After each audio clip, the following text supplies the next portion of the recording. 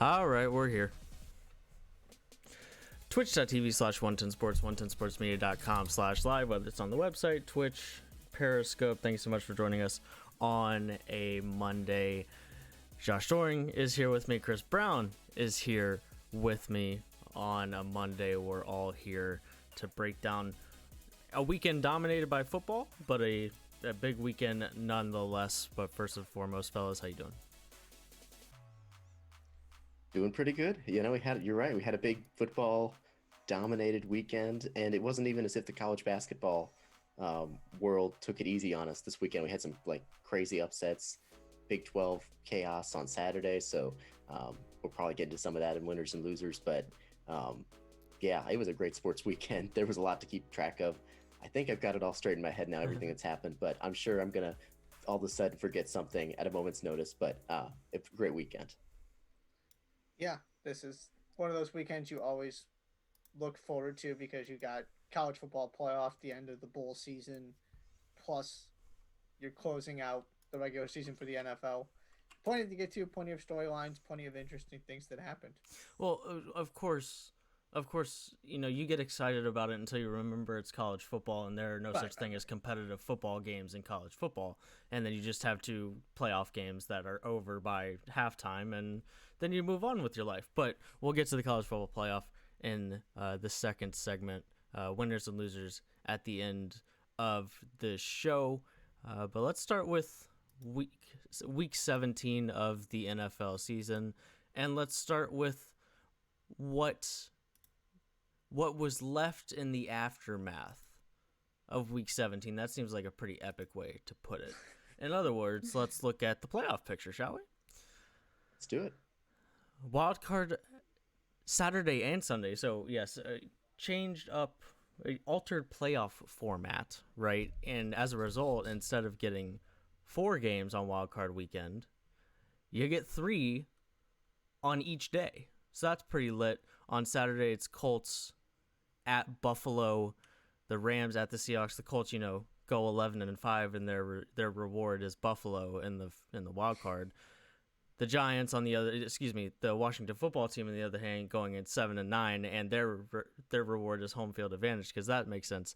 But Rams at Seattle, Bucks at Giants. That's on Saturday. On Sunday, Ravens at Tennessee. That the final score of that game might be like 51-48. Bears at New Orleans, Browns at Pittsburgh. That's wildcard weekend. But a lot went on this weekend. There were some close calls of things that could have happened. Close games, and then there were some not so close games. The Browns 24-22 really secure their spot in the playoffs. The Washington football team barely holding on against the Eagles, winning 2014 to get into the playoffs themselves. And then there were some pretty impressive performances elsewhere. But let's start. Where do you want to start? You want to start in the AFC, the NFC, with the Bills, the fact that they just absolutely mollywopped the Dolphins. And so sure. Let's start there. Yeah. The Bills 28-point second quarter. They could have won the game with just that quarter. They would have won 28-26 with just that quarter.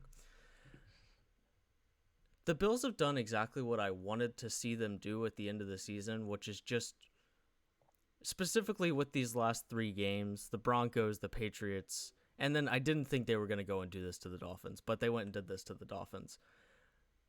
But now they've won 6 straight. The last time they lost was at the Cardinals. And other than that, they've won 9 of their last 10. They're 13-3. They grabbed the 2 seed. And I went yesterday searching for odds for the Bills to win the Super Bowl because they don't seem to be missing anything, and they are playing incredible football and clearly on a mission in a way that I think some other teams aren't right now, just because either they've been there or they didn't go after it like that yesterday. The Steelers, if the Bills lost, the Steelers could have gotten the 2 seed, but Big Ben didn't even play, so clearly they're not on a mission in the same way. But that football team's good, and I was pretty blown away by how much the Dolphins didn't even look like they'd belonged on the same field, and the Dolphins are a good football team. And Chris and I have talked about this doing our NFL top 10 before, but I love the way that this sets up for Buffalo, and I like the Kansas City matchup as much as you can like the idea of having to play Patrick Mahomes eventually. Mm-hmm. But before you get there, right, you have to play the extra game. Typically, you would have a bye as the 2 seed, but it's the Colts at home. You're going to pick the Bills to win that game. And then you get the winner of Cleveland and Pittsburgh. They already demolished the Steelers. I still don't feel good about them. I feel better than I did after they couldn't move the football for a stretch there, and Ben had that awful game. But you're not scared of them still. And if the Browns win that game, you're not scared of the Browns, as opposed to having to play the winner of Baltimore and Tennessee. I think the Ravens are one of the most dangerous teams in the AFC. I've been saying that the past couple weeks. The Titans can put up 40 points off of Derrick Henry any day. Now they but can't also play give defense. up 43. Yeah, Right. They can't play defense. But that was one of my things. Is I really like the way that this lined up for the Bills. And when you're the 1 seed, you're supposed to feel good about your first game in addition to getting the bye. Mm-hmm. But the Chiefs are staring at the Ravens potentially, or the Titans, one of the two. And the Buccaneers get to go play at the Washington football team, one of the worst teams to make the playoffs in NFL history. Mm-hmm. And then so assuming they win that game, Aaron Rodgers has Tom Brady. Right.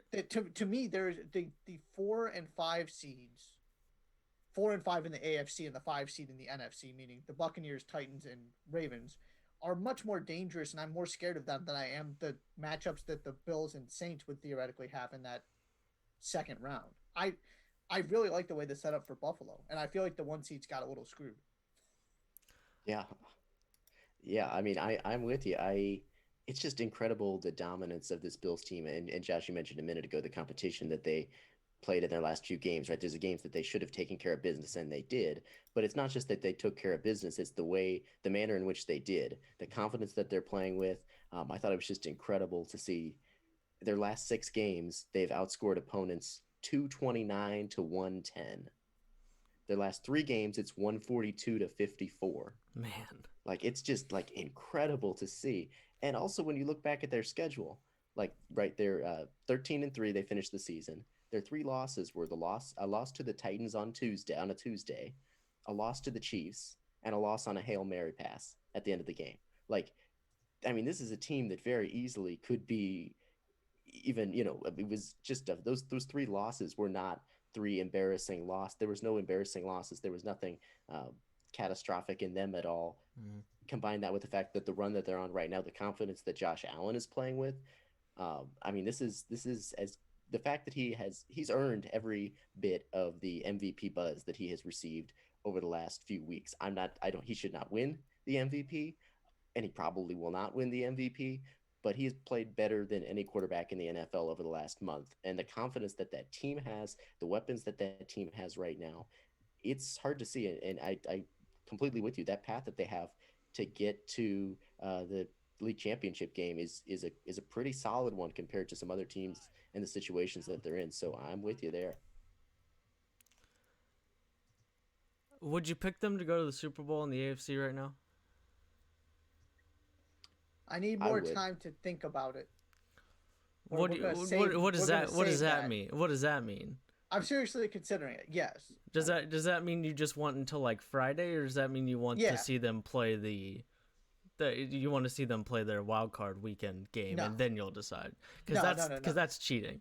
Yeah, no. Oh no. I've seen everything I need to see from the Bills. I just need to really meditate on it a little bit. When we unveil, the plan is Friday. We'll do playoff predictions. Right. I will have a decision by then. Okay. But it is certainly, so this is what Chris and I talked about, that if you're going to have to go play Kansas City, you want a team that can go score 40 points and a defense that is capable of holding Kansas City to 35. And that's what the Bills have. Mm-hmm. Mm-hmm. That's the kind of team, and they can run the ball. Josh Allen can improvise. That's the kind of team I want if I'm trying to beat Patrick Mahomes. And obviously, they're playing out of their minds right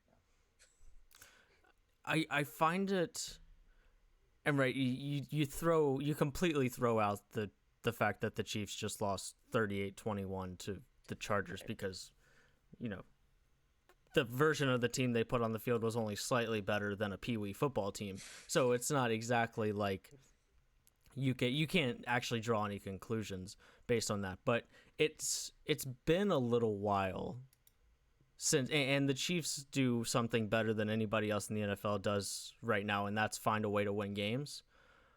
But since they played the Raiders since their 35-9 win against the Jets, they're 7-1, with the only loss coming in Week 17. But they won by 2 points, 4 points, 7 points, 6 points, 6 points, 3 points, 3 points. And we're talking about games against the Panthers, the Raiders, the Broncos, and the Falcons, all in that stretch. And you needed a missed field goal against the Falcons to win in regulation. I think that Saints game wasn't as close as the score might have suggested, but the point is still the same, that it was only a 3-point win. The Broncos also, that was also another game that the Chiefs just sort of stumbled to a victory.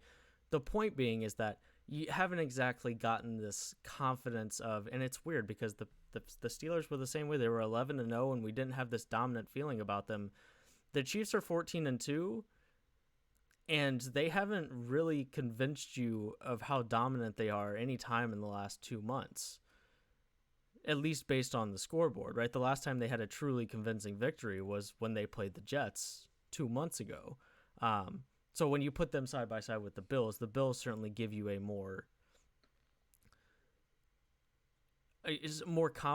bigger confidence boost in them at this very moment. Then again, the Chiefs have Patrick Mahomes and Andy Reid, and that will always be the trump card of all trump cards, but at least in the NFL right now. But with that being said, the Bills certainly look like the team trending in the right direction, and I still have my reservations about the idea of sitting your best players the week before the playoffs, and now it's going to be 3 weeks before any Chiefs player plays a football game, and now that can either be looked at as rest or it can be looked at as rust. You can just switch that vowel. It can be a good thing or it can be a bad thing, and if you run into the wrong team in the divisional round, then, as you said, Josh, it's probably not going to be an easy team to beat. Then you might be in trouble. But the conversation is so much closer together between those two teams and who I would pick to go to the Super Bowl out of the AFC than I ever thought it was going to be. And then you also just look at this from a AFC versus NFC perspective and just the matchups. Indianapolis Buffalo is interesting because you feel like if the Colts play really good football and play to their potential, they can make that game interesting. Mm-hmm. Cleveland Pittsburgh is fascinating and you just have no idea what's going to happen. Mm-hmm. Baltimore Tennessee, also fascinating. There's history between those teams recently. And then you get to the NFC, it's the Bears against the Saints. You're going to pick the Saints all the time. Rams Seahawks, it's a divisional game, so we see that a lot. And maybe, hopefully the Rams get Jared Goff back, so you feel better about their chances. And then I already mentioned Tampa Bay, Washington. The AFC is just so, and we also sort of talked before we came on the air, the idea that, right, we're in agreement Kansas City is the best team, and the Bills very well may be 2. They're not lower than 3. The AFC is just, the Dolphins are sitting at home, and we've got Washington out here playing a home game, which of course goes down to divisions, but also gets to the other thing I want to discuss quickly. First of all, Giants players, you won 6 games. Oh, that's what Chill. Chill. You don't. Thank you to Logan Ryan, I think is who it was, who said, yeah, we won 6 games. We don't deserve to make the playoffs. Thank you. What happened? How much sympathy can you conjure up for a team that has 6 wins? Right. And the other thing I'm curious about both of your thoughts on this. The other thing I want to say about what happened in Philly last night was, aside from the argument that you have a dedication to the game to try and win, and the optics of Doug Peterson saying he was trying to win by putting Nate Sudfeld in there, who then turned the ball over twice and then kept him in, and the fact that he did it in the fourth quarter, not a pre-planned thing at halftime where you just come in and say we're going to play Sudfeld the second half regardless. Aside from all of that, and you can just argue morally what they did was wrong because it was the clearest thing, the closest thing to tanking I've ever seen in the NFL. Mm-hmm. The other part of this, right? Jason Kelsey is, I think he's 33 now. He may not come back next season. Why, if he's considering retirement, why is he going to play for that team that sent him out there and sent Zach Ertz out there? And he probably neither, well, Kelsey gets to decide whether he's coming back. It doesn't look like Ertz is coming back. They sent them out there, and Kelsey has been very vocal about this idea that you play to win as a professional. I don't care about draft picks. I don't care about any of that. You show your dedication to me by putting me in a position to win football games. Right. This is not about the Giants. This is not about whether you think tanking is right or wrong. My biggest issue with this is the fact that now Doug Peterson has reportedly already lost Carson Wentz. I think he's lost. If you're Jason Kelsey, what are you supposed to do? And now Jalen Hurts is also upset. Now he handled it professionally and said, "I trust my coach," and blah blah blah. But what are you doing? And then you sign, and then you decide you're going to bring it back. I mean, somebody's got to play quarterback for that team. No. The coach. The coach. Right. So the only conclusion I can come to is that Doug Peterson knew he was safe before that game. Probably. Yeah. Yeah. I am incredibly concerned about what that does to team morale. When you already have that kind of season and your star quarterback is pouting and wants to be traded because star quarterback, okay. But yeah. I'm just giving you a hard time. I'm just giving you a hard time. I'm more concerned about what that does to your culture and to the mentality of your players who are still out there even though you are just an awful football team. Mm-hmm. Why would Jason Kelsey come back and put himself through everything he would have to go get ready for another season if that's the way his team's going to treat him? You wouldn't come back. That's the answer to the question. I think that, and that's right. That's not to say that you were saying he should come back necessarily, but I don't. I'd be so interested to see to be a fly on the wall during the conversation in the locker room afterwards, or the exit interviews at the end of the season, like because those are the kind of questions I'd be asking as a player, right? In those exit interviews. Like, listen, coach, I don't give a damn what you told the media.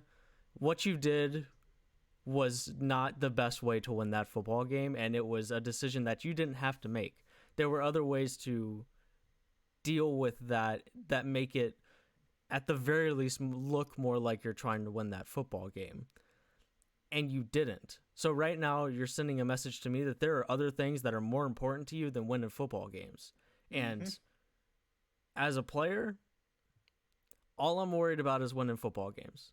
And also, like, and I don't know exactly off the top of my head how losing this game affects their draft position, but we're talking... Moved them up from 9 to 6. Okay, so that's a fairly sizable jump. But we're also talking about the difference between 9 and 6 in the NFL draft, not the NBA draft.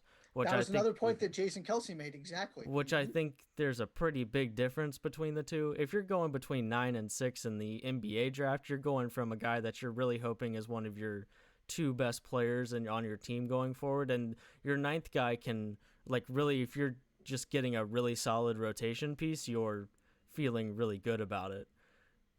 I feel like, I mean, and it's part of just the nature of the game that it doesn't matter how good Trevor Lawrence is. If your team sucks around him, your team's not going to be good. So it's not like they've completely changed the trajectory of their franchise because they lost this football game. But I go back to that question that I posed as a hypothetical player in my exit interview is, what's your goal here? Is it to get better draft picks, or is it to win football games? Because if it's to get better draft picks, I'll go find somewhere else that wants to win football games. And that is, and not only that, but your front office doubled down on that by saying that Doug Peterson is going to be there next season.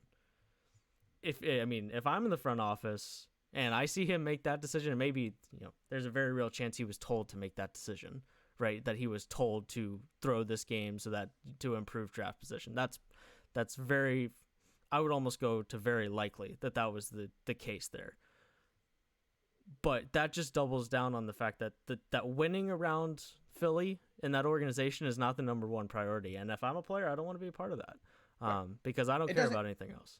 it doesn't matter who it came from. Peterson, Roseman, Laurie. The point is the same, and it's the same issue that I have. Aside from the Giants aspect and the you should never anti-tanking, all that stuff. Mm. It's right. This is about you. That's the argument. Is it's not about the Giants. It's not about doing it. It's about what's in the best interest of your team, and the best interest in your team, to me, cannot be putting your players through that. And the way that they handled it was just terrible. Yeah. Right. I mean, it's that those are the effects they're gonna have. They're gonna be more long term, right? The outrage over what happened here, which if you want to call it outrage, or yeah, in some in the sports media fan community, it's outrage. That's gonna wear off much faster than any sort of negative impact above the message that sends to the Eagles locker room. That's gonna last a lot longer than this. This is gonna die away, and nobody's gonna be sitting here in 2 weeks complaining about the Giants, missing the playoffs or anything like that. One thing I thought was interesting is, right, the headline quote, I'll just throw this in there quickly. The headline quote, of course, from Peterson, was saying, yes, I was coaching to win. But he followed that up by contradicting himself by saying the sentence, Nate Sudfeld has obviously been here for years, and I felt he deserved an opportunity to get some snaps. You're contradicting yourself. Are you coaching to win, or are you trying to get a third stringer some snaps? Mm-hmm. Saying he's not a charity case. He's an NFL player. And who's been there 4 years. You know who he is. Mm-hmm. And he's going to be a free agent. He's not even guaranteed to come back next year. He's a free agent to be. Maybe he'll come back. I don't know. But he's set to be a free agent. So he's not a charity case. You contradicted himself. I got to give the kid a chance. That's like saying I got to give the kid at the end of the bench a chance because our season's already over in Little League. Like that's. You contradicted himself right in that very sentence. And you already have the young quarterback that's been good enough that you have to bench to make sure that you lose the football game. Like benching Jalen Hurts means that you have faith in Jalen Hurts, because if you didn't have faith in Jalen Hurts, you'd have left him in the game. Now, he hasn't been spectacular, right, by any stretch of the imagination, but he's been good enough to your point, Chris. Nobody gives a darn about what Sudfeld is doing. Nobody cares, because you have Jalen Hurts here, and Jalen Hurts has been good enough to. I think what Jalen Hurts has done, late in the season has at least, right. Carson Wentz being back next year, we don't know yet, but I think Jalen Hurts has earned the opportunity to at least be looked at as a week one starter. Mm-hmm. And clearly Philly, to a certain extent, agrees with that, because if they didn't, then you could just leave him in and not be under fire, and you would still lose the game. But you felt like you had a chance to win the game with him, and that's why you bench him. So, to your point, Chris, it's clearly they didn't really. They don't need to see Sudfeld, right? No, that's bullcrap. No, absolutely not. And I'll finish with this. I would also argue to the Hurts point. There's no way to know that's your guy after a handful of games. Mm-hmm. All you can know is that it's not. Mm-hmm. Now, I don't think that's what happened. I don't think it was we're giving up on Jalen Hurts at all. It was trying to lose the game. But the more you can see of him, the better. You can't tell me that you are sure that dude is a productive, above average NFL starter. He's more productive than Carson Wentz right now. Absolutely. Right. I'm with you. He deserves a shot. He deserves more playing time and a chance to prove himself. He's been good.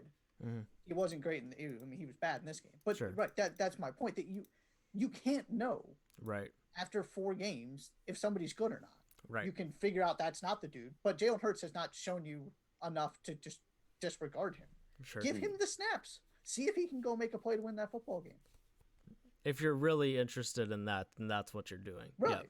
Yeah. And as we've so here's the last question real quick. What are they moving up for? Are we moving up to try and get as good of a quarterback as we can get here? Are we moving up to maybe add weapons to that team for the first time ever? What are, if you had the 6th pick instead of the 9 pick, what are you doing with that pick, Josh, in particular? Devontae Smith. Oh, that would be lovely, wouldn't it?